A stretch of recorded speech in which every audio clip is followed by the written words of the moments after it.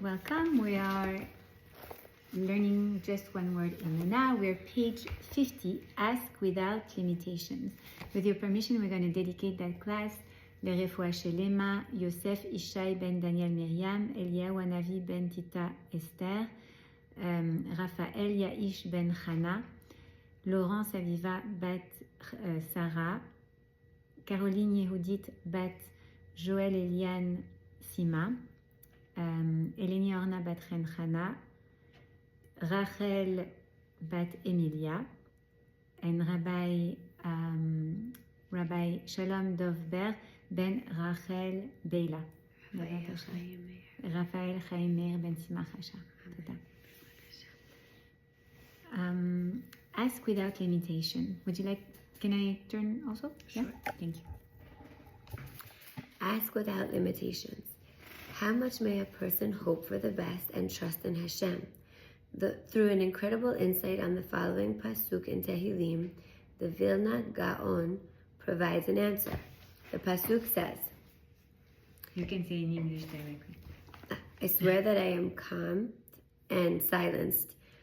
My soul is like a suckling child at his mother's side, like the suckling child is my soul. David HaMelech says, I imagine that I am a newborn baby nursing from his mother. Like this child depends on his mother, my soul depends on Hashem. The baby only has to suck and he receives all the nutrients and nourishments he requires. But what happens if he doesn't suck? His mother's milk supply will dwindle until it dries up altogether. If he sucks more frequently, the milk supply will increase abundantly.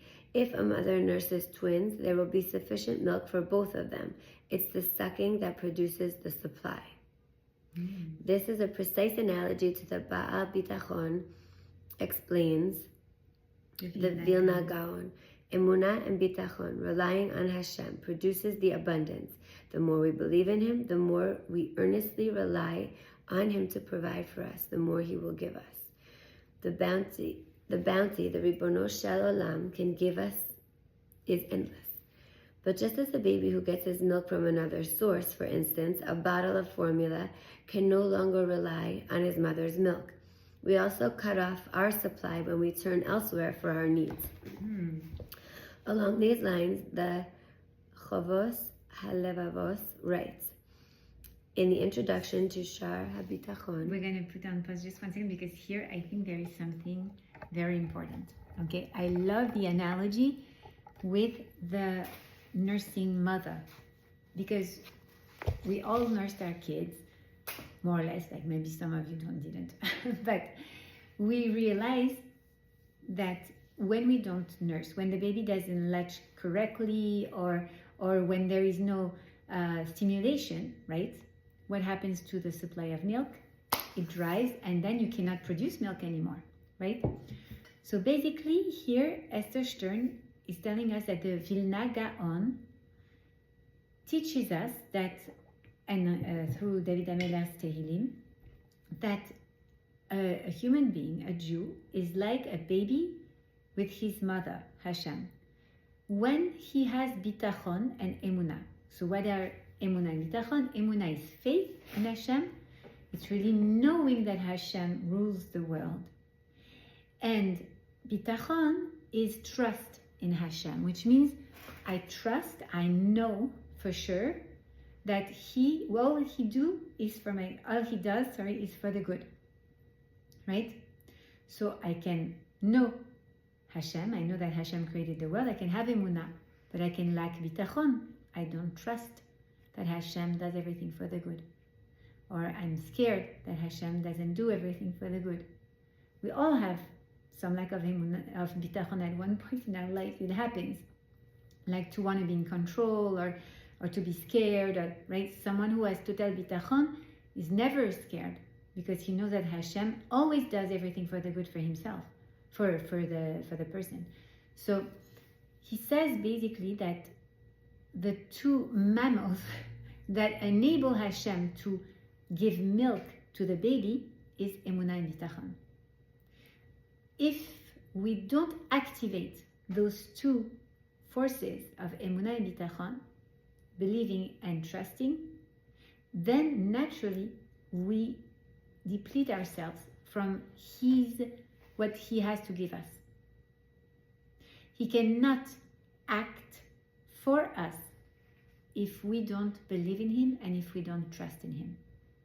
It's basically the person who is receiving. If she wants to receive, she needs to have Emunah and Bitachon.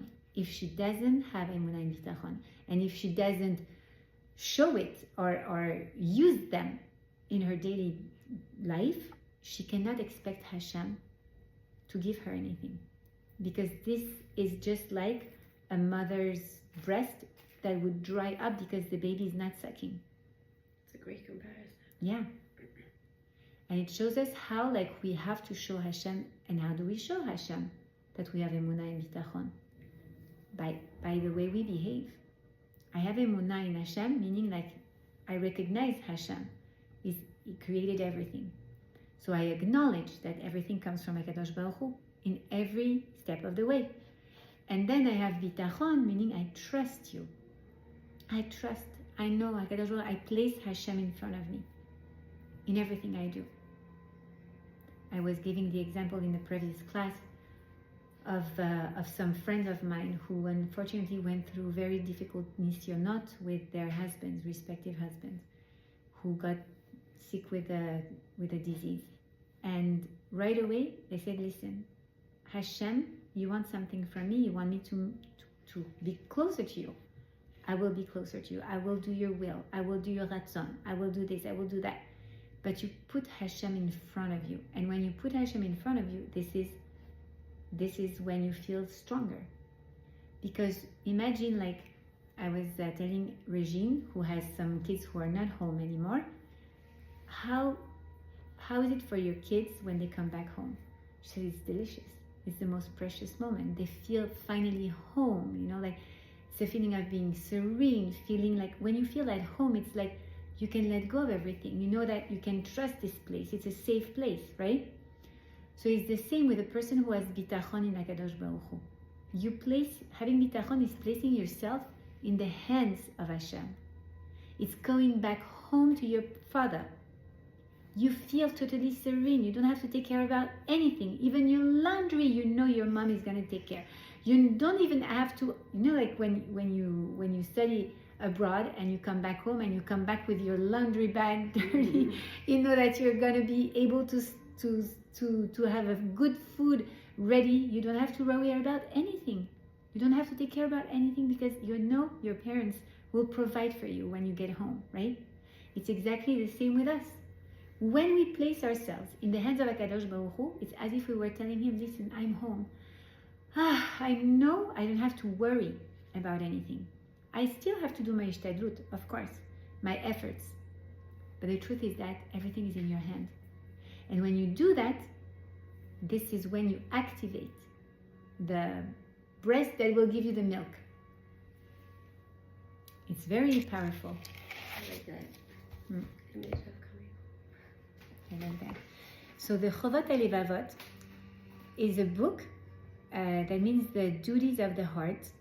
And inside of the duties of the heart, the fourth gate is Sha'ar HaBitachon. Rabbeinu Bechaye wrote that book a very long time ago. And this is basically like the foundation of what bitachon is. Like it explains to us the benefits of bitachon, what it is to have trust in HaKadosh Baruch Hu. And so this example that we're going to read now, I'm sure is going to give us a lot of information also. A person who doesn't trust in Hashem and trusts in someone or something else, such as his boss or any other influential person, the shadchan, his wealth or his wisdom or strength, HaKadosh Baruch Hu withdraws his personal supervision and leaves him. How Scary. Yeah, it's scary. But the previous image that he took was that if you're used to breastfeeding your baby, right? And then suddenly you give the baby a bottle. somehow the breast will not be able to give milk anymore after some time. Why? Because you gave formula, and therefore there is no more stimulation of the breast, and therefore the milk supply dries up. So it's more or less the same thing. It's a parallel, a paragon, but it's very interesting to see that when we trust in something else, when we put our trust in only the medicine, for instance, like, you know, like so many times, oh wow, like this guy, he lived a miracle, he went through a miracle, like all the doctors said it was impossible for him to survive, or for him to walk, or for him to do this, or for him to do that, and yet he did it. Why? Because that person decided to drink from the breast, to have bitachon, to say, Hakadosh Baruch Hu, I know that it's illogic. In this situation, there's no reason for that person to be able to walk. But I know that I'm your son, and I am deserved a different type of strength. I can benefit from your almighty power if I trust you, if I drink from your milk. If I drink from the formula of the medicine, I limit myself to the laws of Teva, to the laws of nature. If I say I only trust in medicine, it doesn't mean that we should not trust in medicine, but the medicine is the laws of nature, is science. If I want to be helped by something that is above science, then I have to trust Hakadosh Baruch Hu and say, I know that the doctor said it's impossible, and I know that you rule the world, so you can basically overrule those laws of nature. It's only in your hands, and I prefer to put my faith in your hands. It's not denying that it's not saying medicine doesn't work. It's just that when medicine doesn't work, we still have prayers. Remember last year, was it right before Pesach or right after Pesach? Iran sent 300 bombs towards Israel. The entire world said, basta, no more Israel. But where did Israel put their faith? In Hakadosh Baruch Hu. Everybody started reading Tehillim, not saying Shema Israel, we're done, we're dead. No, Tehillim, Hakadosh Baruch Hu, only you can protect us. I turn my eyes to you because I know that the help will come from you. I remember speaking with my sister-in-law. They were in the basement and they were praying, and the kids were reading Tehillim, and they were also singing, and they were also dancing, and they were saying, we are not afraid. Am Israel lo mefached. Am Israel, we are not afraid. We're not afraid. Why? Because it's illogical. There's 300 bombs that are in transiting towards, flying towards Israel. Should we be afraid? Logically, yes. According to the laws of Teva, yes. But who is Shomer Israel? Hashem. Who guards Israel? Hashem. So if Hashem guards Israel, should we be worried? No. How many missiles from Gaza, from Lebanon? Thousands, hundreds of thousands? I don't even know how many, right? But there is a miracle. Where in the world do you see the Iron Dome? What is the Iron Dome? This is the hand of HaKadosh Baruch Hu. I remember my brother-in-law taking videos of the Iron Dome at night. He lives in Tel Aviv, in front of the ocean, of the sea. And there was really like a firework. And this was the Iron Dome. He said, look, they're flying towards us and they're destroyed. Amazing. This is a miracle. This is an open miracle. Why? Because when Israel was attacked, where did they look up to? Hashem. To Hashem. Soldiers begged for tzitzit to protect themselves. They were asking, I remember at the yeshiva of my kids, they were needing tzitzit in order to send to the soldiers.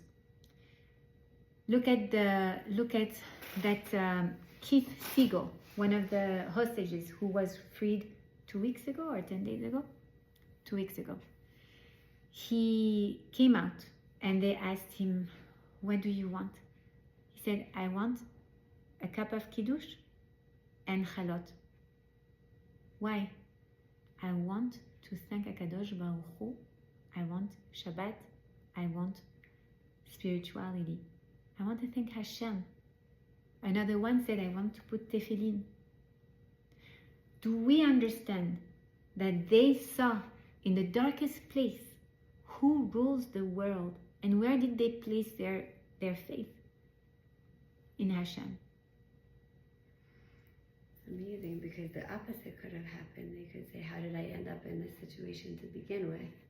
They could have come mad, resentful for what they have been through, thankful to be free, but resentful for what happens to them, but it's just the opposite. Rachel Goldberg Pauline, right, the mother of Hirsch, she lost her son when really like they had been hoping for so long. And what did she say? She said, thank you, Hashem, for giving me the zchut, the merit, to have raised this son for, 19 years. He was this and he was that. She's not mad. She's thanking Hashem for those beautiful years that they spent together. Amazing. Like, they are teaching us today. They are teaching us. They are living Torah. They are teaching us today what it is to trust Hashem. To trust Hashem. Many stories of parents of hostages come back to my head, but Margalit, I don't remember her last name, Migish, I don't remember the last name. It was a year ago, her daughter was released, maybe the second or third group of hostages that were released. And she had just, the day before her daughter was released, and they didn't expect her to be released, she did a Afrashat Chala. I remember. You remember? And as she was doing the Afrashat Chala, they rescued her, right? They rescued her, exactly. And they took her out. They took her out. And she said she was visualizing the hand of HaKadosh Baruch Hu as she was grabbing the challah, extracting her daughter out of hell. And that's what happened. We have to place Hashem in front of us. We have to understand that when we do that, we're giving Hashem the full strength. Do I want to drink from the milk of my mom? Do I want to drink from the formula? If I drink from the formula, no problem. But I just limit myself to what the formula can give me. And I cannot expect to receive from both, because if I'm not stimulating one, it doesn't work anymore, right? So I feel like this image is really strong. This parable is very relevant. Yeah. Would you like to continue reading? Sure.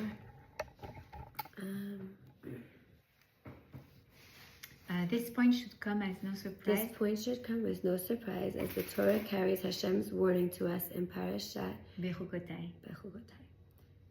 If you go with me with happenstance, if you forget about me and you see everything as happenstance, then I too will behave towards you with happenstance.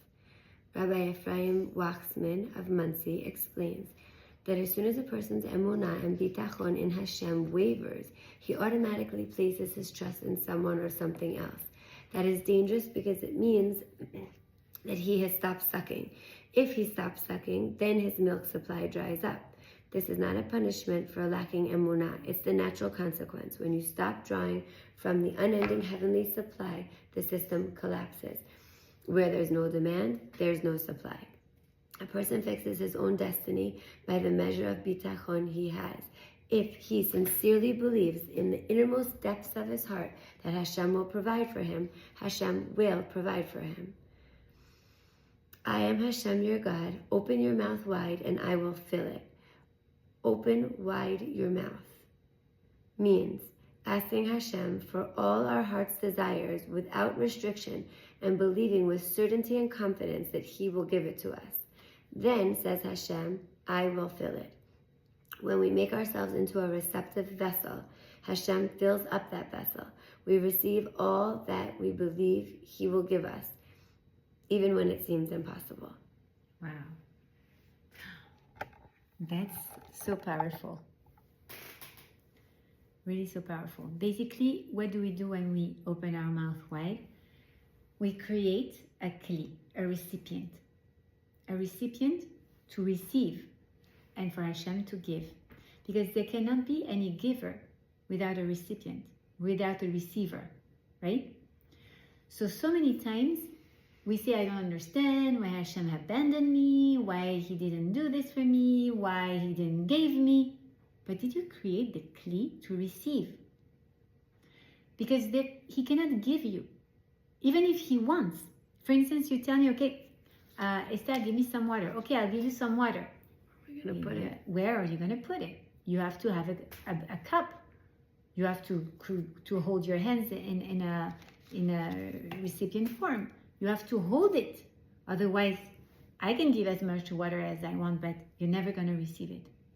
So basically, we have, in order to receive from Hashem, we have to create that kli, that recipient. We have to be receiver.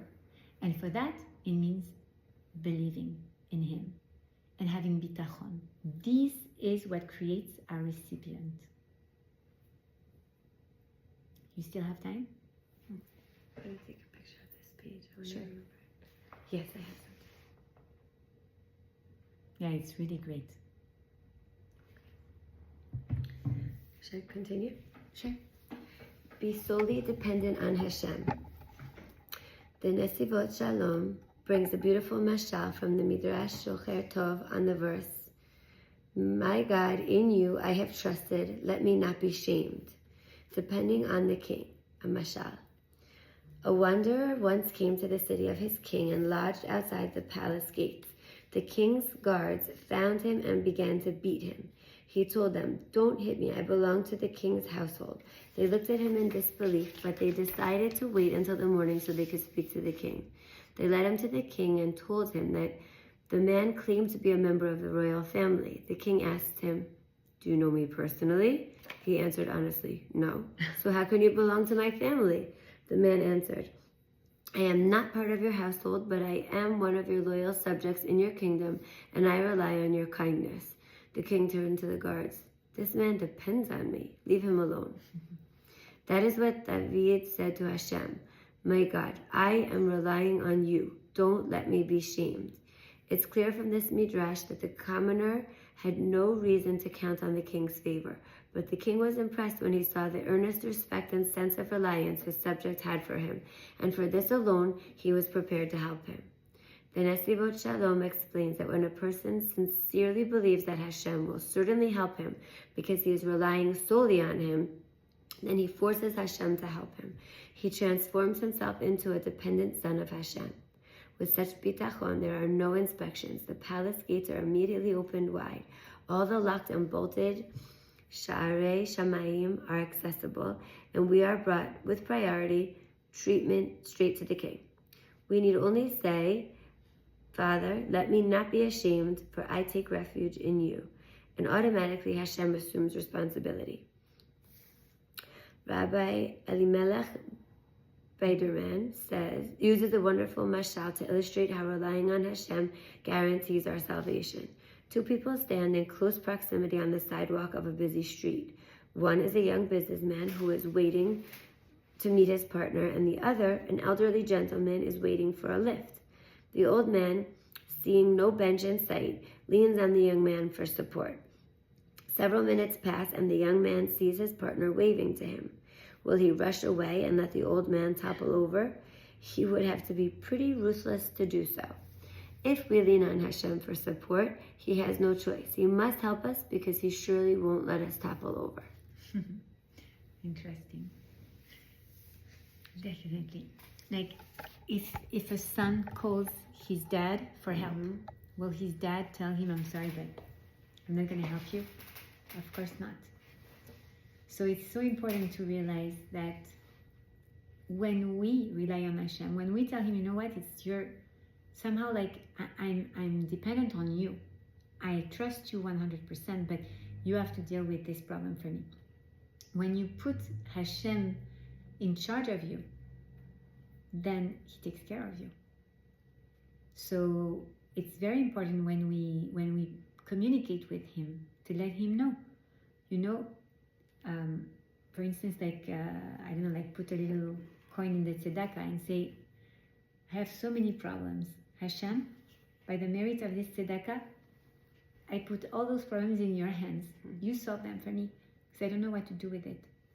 I don't know.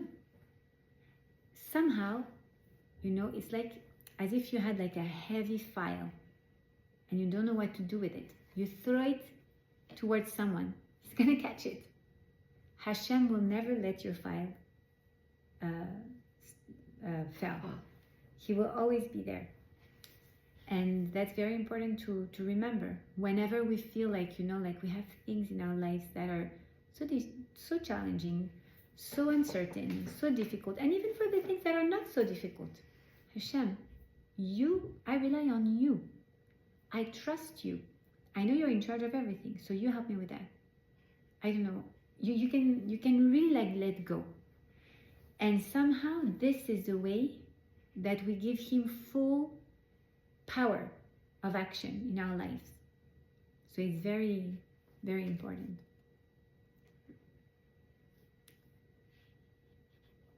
Yeah. We're good? You have to go? I can have 5 more minutes if you want, or as you wish. Okay, so we can just finish that one. Pray for success, and then we're good. Okay. Pray for success. There is one blessing in Emunah in which we dive into merit the privileged treatment due to Baalei Bitachon. In the blessing of Al Hatzadikim, we say, give a good reward to all who sincerely believe in your name and put our lot with them. We ask Hashem to help us have true bitachon and to be counted among those tzaddikim who are ba'alei bitachon. And we should never be ashamed when we sincerely rely on you. We beg Hashem to always justify our total reliance on him and to never let us down. Blessed are you, Hashem, who is a pillar of support and a secure haven for tzaddikim. Who are the tzaddikim? The righteous person who lives through his faith. Anyone who has genuine faith in him. The Beracha is recited by Jews all over the world 3 times a day. It's a special prayer asking Hashem to reward the Baalei Bitachon, including us, for their devotion to him by allowing them to realize their hopes and aspirations and fulfill their dreams without disappointment. Rabbi Ephraim Wachsman says, it's worth being a Baal Bitachon just so that all of Klal Yisrael will be praying for us 3 times a day. So we're just going to finish this one because then we're ending. So mastering the skill. We have now learned the steps in mastering Emunah. We're just closing down the chapter 1. Recognize Hashem's love and kindness and that everything he does is for the best. That's the first point we saw. Then verbalize our faith in Hashem. Say it aloud. Remember we saw that? When we feel that stress and panic may overcome us. Accept and make peace with challenges. Ask for anything and everything we desire with total dependence and sincerely believe that Hashem will provide it. And then last, pray for success. Because why for success? Because the efforts are ours, but the success depends only on HaKadosh Baruch Hu. The more we practice these steps, the more professional we will become in our goal of mastering the skills of Emunah. Next week we'll go through chapter 2, gratitude. Okay?